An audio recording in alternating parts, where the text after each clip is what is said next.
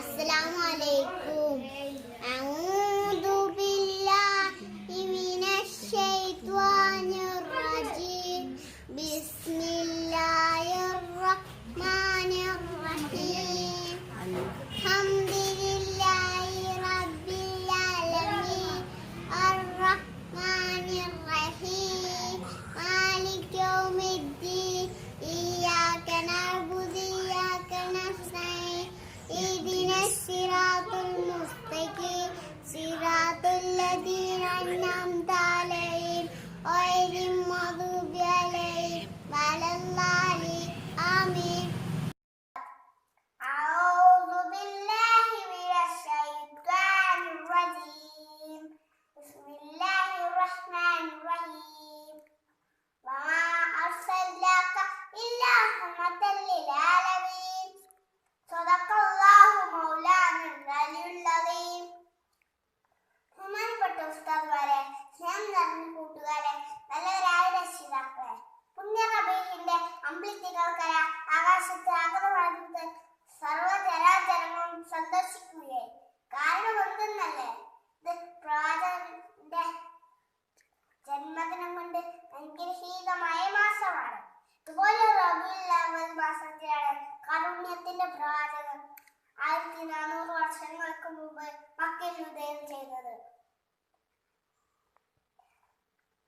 താപമാനം സ്നേഹത്തിന്റെയും സമത്വത്തിന്റെയും പ്രകാശം പരത്തിയത്.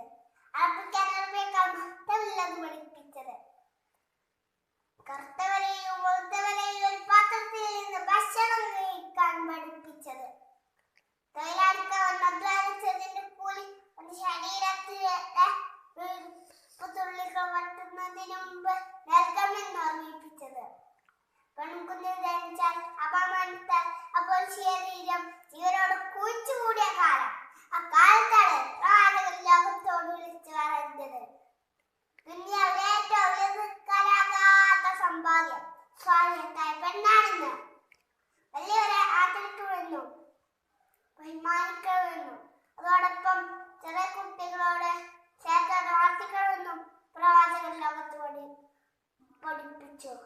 അങ്ങനെ എന്തുകൊണ്ടും ആർക്കും മനസ്സിലാക്കാവുന്ന നമ്മുടെ സല്ലല്ലാഹു അലൈഹി വസല്ലമയുടെ ജീവിതത്തിന് സംഭവം മാത്രം പറഞ്ഞുകൊണ്ട് എന്റെ കൊച്ചു പ്രസംഗം അവസാനിപ്പിക്കാം. ഒരിക്കൽ സല്ലല്ലാഹു അലൈഹി വസല്ലമ നിസ്കരിക്കുകയായിരുന്നു. സല്ലല്ലാഹു അലൈഹി വസല്ലമയുടെ പിന്നിൽ നിന്ന് നിസ്കരിക്കുന്നുണ്ട്. സുജൂദിൽ ഒരുപാട് സമയം കടന്നു. കടന്നതിന് ശേഷം എഴുന്നേറ്റ് നിസ്കാരം കഴിഞ്ഞപ്പോൾ സ്വഹാബികൾ സല്ലല്ലാഹു അലൈഹി വസല്ലമയുടെ അടുത്ത് വന്ന് ചോദിച്ചു, നബിയെ, നിങ്ങളെന്താ എന്നും സുജൂദിൽ കിടക്കുന്നേക്കാൾ കൂടുതൽ നേരം സുജൂദിൽ കടന്നല്ലോ, എന്തേ കാരണം? അപ്പോൾ സല്ലല്ലാഹു അലൈഹി വസല്ലമ പറഞ്ഞു, പൊന്നാരമായി ആഹ്ലാദമാക്കി കളിക്കുകയായിരുന്നു. എന്റെ ആവശ്യം കഴിയാതെ കളി കഴിയാതെ കേൾക്കാൻ ഇഷ്ടമായില്ല.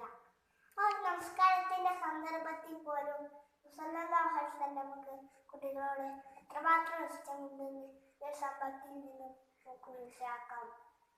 നാളെ മരണശേഷം സ്വർഗ്ഗത്തിൽ വെച്ച് സല്ലല്ലാഹു അലൈഹി വസല്ലമയെ കാണാനും അവിടുത്തെ കരങ്ങളിൽ നിന്ന് ഹൗദൽ കൗസറുമായി കുടിക്കാനും നമുക്കും മാതാപിതാക്കൾക്കും ഉമ്മയുമായി ബന്ധപ്പെട്ട എല്ലാവർക്കും തൗഫീഖായിരിക്കട്ടെ.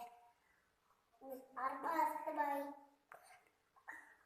പ്രാർത്ഥിച്ചുകൊണ്ട് എന്റെ കൊച്ചു പ്രസംഗം നടത്തുന്നു. അൽഹംദുലില്ലാഹി റബ്ബിൽ ആലമീൻ.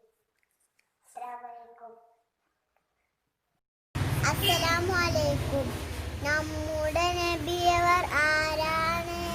മുത്ത് മുഹമ്മദ് നബിയാണ്. ഉമ്മ ആമിന ബീബിയാണ്. ഉപ്പ അബ്ദുള്ളയുമാണ്. നബിയുടെ ജനനം മക്കത്ത്, മരണപ്പെട്ടു മദീനത്ത്. നബിയെ ഞാൻ സ്നേഹിക്കണം, നബിയെ ഞാൻ പിൻപറ്റണം. അസ്സലാമു അലൈക്കും.